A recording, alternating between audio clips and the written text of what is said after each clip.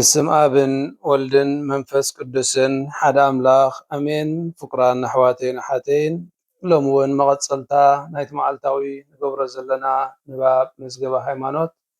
كاب قصري شدشتن كساب شدشتميتن عسرتو كلتن كنا نببينا مئنت حتاؤنا كريستوس رؤسو نبؤ أوفي من لا هيوت كريستوس نبؤ استوفيو قصري شدشتن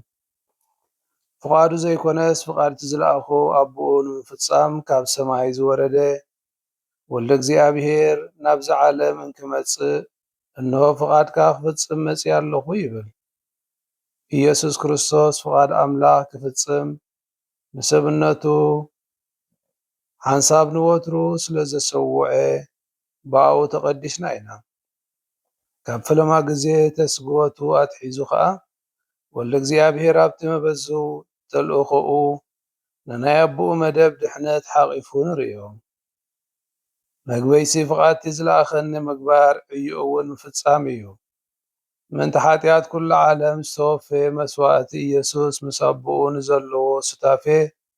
ፍቅሪ ይገልጽ ጎይታ ድማ ንህይወተይ በጃ ሕሊፈ ዝህባ መሊሰ እውን ዝወስዳ ስለ ዝኾንኩ ኣቦ የፍቅረኒ እዩ ቀፂሉ እውን ኣነ ነቦ ከም ዘፍቅሮ ዓለም ምእንቲ ክፈልጥ ከምቲ ኣቦ ዝኣዘዘኒ ፍጽም ኣለኹ ይብል ቁጽሪ 607 እቲ መቤዙ ዝኾነ ስቃያቱ ሕማማቱ ቀንዲ ምኽንያት ተሰጎቱ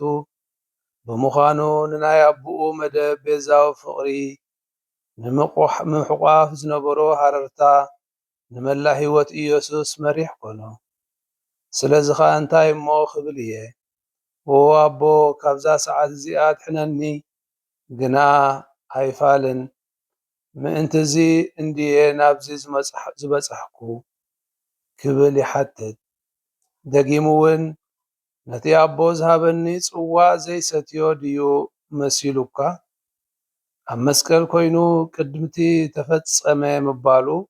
ጸማእኩ በለ ሓጢአት ዓለም ዝድምስስ በጊዕ ቁጽሪ 608 ምሶም ሓጢአተኛታት ንኽጥምቆ ምስተረዳድኡ ዮሃንስ መጥመቕ ንኢየሱስ ጥምቀት ኣብ ጥምት ኣበሎሞ ሽዑ እንሆ እቲ ሓጢአት ዓለም ዝድምስስ በጊዕ እግዚኣብሔር ክብል ናብኡ ኣመልከተ ብኸምዚ ድማ እቲ ናብ ማሕረዲ ዝኽብከብን ሓጢአት ኣላፋት ዝሽከምን ከምኡ ናብታ ቀዳመይቲ ፋሲካ ኣምሳል ቤዛ እስራኤል ዝኾነ በጊዕ ፋሲካ እዚ ኢየሱስ ምዃኑ ንሱ እቲ ጸዋሬ ስቃይ ኣገልጋሊ ልኡኽ ምዃኑ ክገልጽ ይርከብ መላ ህይወት ክርስቶስ ተልእኽኡ ይገልጽ ከገልግልን ህይወቱ በጃ ብዙሓት ክህብን መጺኡ ኢየሱስ ንሚበዙ ፍቅሪ ኣቦኡ ብፍቓዱ ሓቆፎ ቁጽሪ 609 እግዚኣብሔር ኣቦ ኣብ ሰባት ንዘሎ ፍቅሩ ኣብቲ ሰብኣዊ ልቡ ኣስፊሩ ኢየሱስ ንኣታቶም ክሳብ መወዳእታ ኣፍቀሮም ከመይ ንሰብ ኣብ ክንዲ ኣዕሩኹ ንህይወቱ በጃ ሕሊፉ ካብ ምሃብ ዝዓቢ ፍቅሪ የልቦን ኣብ ስቃያትን ሞትን ድማ እቲ ሰብኣዊ ባህሪኡ ነቲ ድሕነት ሰባት ዝባህጉ መለኮታዊ ፍቅሩ መጋበሪ ወይ ከዓ ናፃን ፍጹምን ተሓባባሪ ኮይኑ እዩ ብርግጽ እውን እግዚኣብሔር ኣቦ ነቶም ንሱ ከድሕኖም ዝደለዮም ብዘሎ ፍቅሩ ምኽንያት ኢየሱስ ንስቃያቱን ሞቱን ብፍቓዱ ተቐበሎ ንህይወተይ ባዕለይ እየ በጃ ዝህባ እምበር ካባይ ዝወስዳ ሓደ እኳ የልቦን ምእንቲ እዚ ከዓ ወልደ እግዚኣብሔር ናብ ሞቱ ገጹ ክኸይድ ከሎ ሙሉእ ናጽነትን ድልየትን ከም ዝነበሮ ይግለጽ ኣብ ድራር ጸሎተ ሐሙስ ህይወቱ ብፍቓዱ ኣወፈየ ቁጽሪ 610 ኣብታ ተዛሕዘላ ለይቲ ምሸት ምስቶም 12 ሃዋርያቱ ኣብ ዝተሳተፎ ድራር ኢየሱስ ነቲ ናጻ ዝኾነ መግለጺ ወፈያ ርእሱ ሃቦም ኣብቲ ናይ ስቃያቱ ዋዜማ ገና ነፃ እንከሎ ነቲ ምስ ሃዋርያት ዝተሳትፎ ናይ መወዳእታ ድራር ምእንቲ ድሕነት ሰባት ናብ ኣቦ ዝቐረበ ብድልየቱ ናይ ዝተፈፀመ መስዋእቲ ዝኽሪ ከም ዝኸውን ገበሮ። እዚ ምእንታኹም ዝወሃብ ዘሎ ስጋ እዩ። እዚ ምእንቲ ብዙሓት ንሕድገት ሓጢኣት ዝፈስስ ዘሎ ናይ ሓድሽ ኪዳን ደመይ እዩ። ቁፅሪ 611 ኣብታ ሰዓት እቲኣ ክርስቶስ ዝሰርዖ ቅዱስ ቁርባን እቲ ናይ መስዋዕቲ ዝኽሪ ክኸውን ዘለዎ እዩ። ኢየሱስ ነቶም ሃዋርያቱ እውን ከይተረፈ ኣብ መስዋዕቱ ይፅምብሮም ንወትሩ ክቕፅልዎ ከዓ ይእዝዞም። ከምዚ ምግባር ድማ ኢየሱስ ንሓዋርያቱ ናይ ተሓዳስ ኪዳን ካህናት ገቢሩ ከም ዝሾሞም የርኢ። ንሳቶም ብሓቂ ምእንቲ ክቅደሱስ ኣነ ንርእሰይ ምእንትኦም እቅድስ ኣለኹ።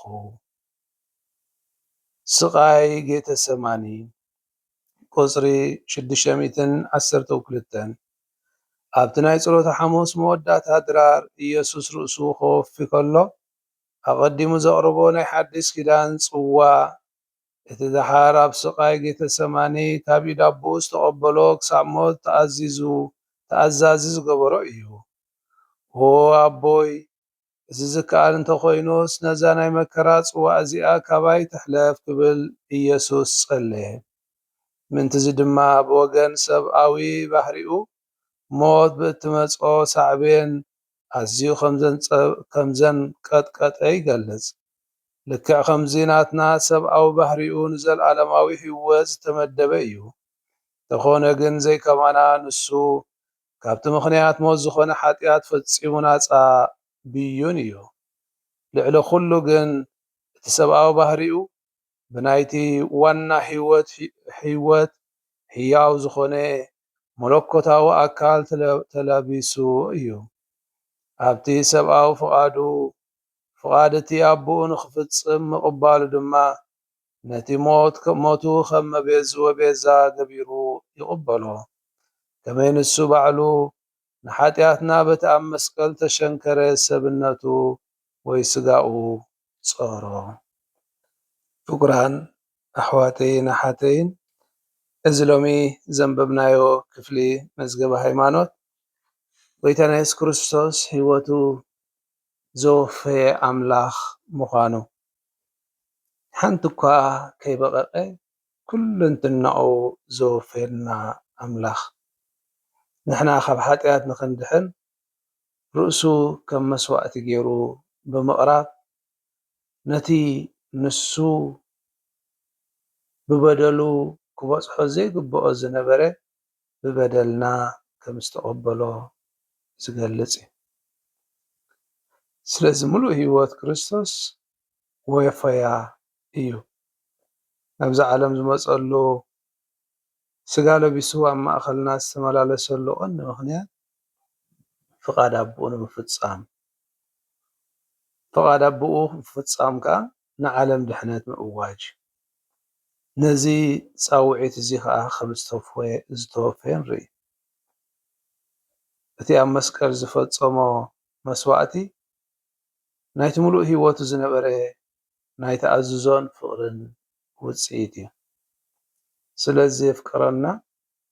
ፍቕሪ ከዓ ሰናይ ስለ እትወልድ ብፍቕሩ ድሕነት ረኸብና። ንሱ እቲ በጊዕ ፋሲካና እዩ። ዮሃንስ ብርሑቕ ክመፅእ ምስ ረኣዮ እንታይ እዩ ዝብል? ሓጢኣት ዓለም ዝድምስስ ዘርሕቕ ገንሸል ኣምላኽ እንሆ እናበለ ኣእዳው ናብኡ የመልክት። ባር ኢየሱስ ነቲ ኢሳያስ ነቢይ ዝተነበዮ መከራ ክቕበል ምዃኑ፣ መከራ ዝቕበል ኣገልጋሊ ከም ዝመፅእ፣ ሓጢኣት ደቂ ሰባት ኣብ ርእሱ ብምፅዓን ርእሱ በጃ ክገብር ዝኽእል ኣምላኽ ከም ዝመፅእ ዝተነበዮ ኣብኡ ፍጻሜ ይረክብ። ብናፃ ፍቓዱ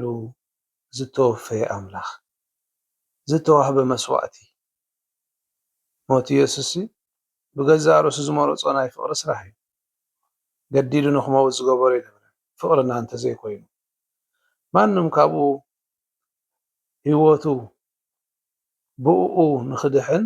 ንኽሓዊ ዝመፀ እዩ። ንዓና ክሳብ መወዳእታ ስለ ዘፍቅረና ኸ ህይወቱ ብናፅፃ ፍቓዱ ኣሕሊፉ ሃበ እምበኣር ህይወቱ በጃ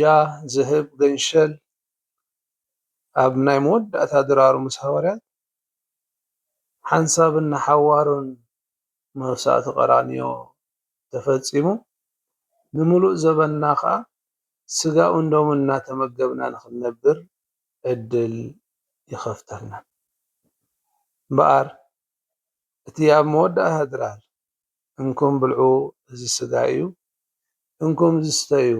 ምእንቲ ሕድገት ሓጢኣት ክፈስስ ዘለዎ ደመ እዩ እናበለ ስግኡን ደሙን ክንበልዕ ዝሃበና ኣምላኽ እቲ ከም ሰብ ኣብ ጌተሰማኒ ክፀዓር ከሎ እቲ ሰብኣውነቱ እቲ ቃንዛ እቲ ዝመፀሉ ዘሎ መከራ ስለ ዝረአየ ፍቓድካ እንተደኣ ኮይኑ እናበለ ናብ ኣቦ ክፅሊ ተረኸበ ፍቓድ ኣቦኡ ፍፁም ተኣዝዞ ንዕኡ ከም ዘለዎ ክገልፅ ነቲ ሰብ ከም ሰብ ዝመፆ ዝነበረ መከራ ሞትን ዘፍርህ እኳ እንተነበረ ከም ፍቓድካ እምበር ከም ፍቓደየ ይኹን በቲ ዝስማዓኒ ዘሎ ፍርሒ ዘይኮነሲ ፍቓድካ ክፍፅም ሕራይ ይብል ኣለኹ ይብሎ በዚ ከዓ መድሓኒ ዓለም ብምዃን ፅዋዕ መከራ ተቐበለ ስለዚ ከዓ እታ ናይ መከራ ፅዋዕ ቅድሚ ሞቱ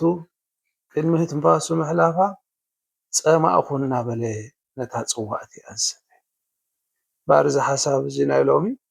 የሱስ ክርስቶስ ብፍቓዱ ምተኣዘዙ ንርእሱ ናብ ኣቦኡ መስዋዕቲ ብምቕራብ ካብ ሓጢኣት ከም ዘድሓነና ዝገልፅ እዩ ስለዚ ወፈያ ክርስቶስ ነቲ ድላይ ኣቦ ሕራይ ምባል ናይ ሓጢኣትና መድሃኒት ኮይኑ ናባና ህያው ኮይኑ ይነብር እግዚኣብሔር እምበኣር በዚ ዘለናዮ ናይ ሰሙነ ሕማማትን ግዜ ፆሙን ኣምላኽ ብፀጉኡ ክበፅሓና ነቲ ዝተኸፍለልና ዋጋ ተረዲእና እንስዕበሉ ፀጋ ክበና ንፀሊ ስብሃት ንኣብን ንወልድን ንመንፈስ ቅዱስን ይኹን ጥንቲ ከም ዝነበረ ሕጂ ከዓ ንወትሩ ንዘለዓለም ዓለም ኣሜን በስመ ኣብ ወወልድ መንፈስ ቅዱስ ሓደ ኣምላኽ ኣሜን